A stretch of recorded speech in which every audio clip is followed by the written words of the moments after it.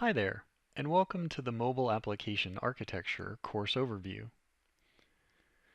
Mobile devices have a number of different characteristics that we need to take into account when designing the architecture for those applications.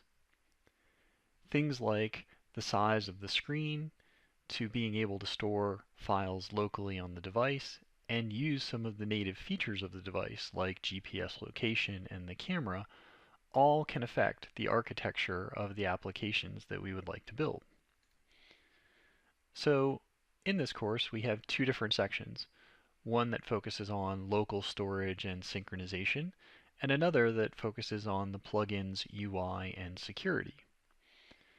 In the first section of the course, we talk about how to use local storage to store things on the device and limit the number of server-side calls that need to be made. We also discussed synchronization factors when calling to the server and synchronizing the data.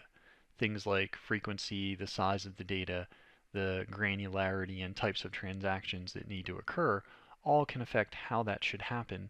So we discuss all of those in the first section. In the second section of the course, we discuss plugins, UI, and security.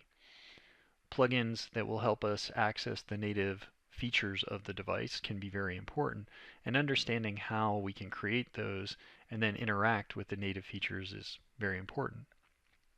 We'll also talk about the UI approach for defining the look and feel and the themes of things inside of mobile devices and how CSS can affect that. And we'll also talk about security, because the mobile device is separate, making sure security for the applications on those devices is very secure is important. So we need to understand more about authentication, encryption, and SSL pinning, which is a particular way to prevent certain types of attacks. All of those can be very important. So we'll cover those inside of the second section.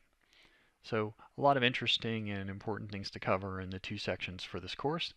So that's it for the course overview. Let's go ahead and get started.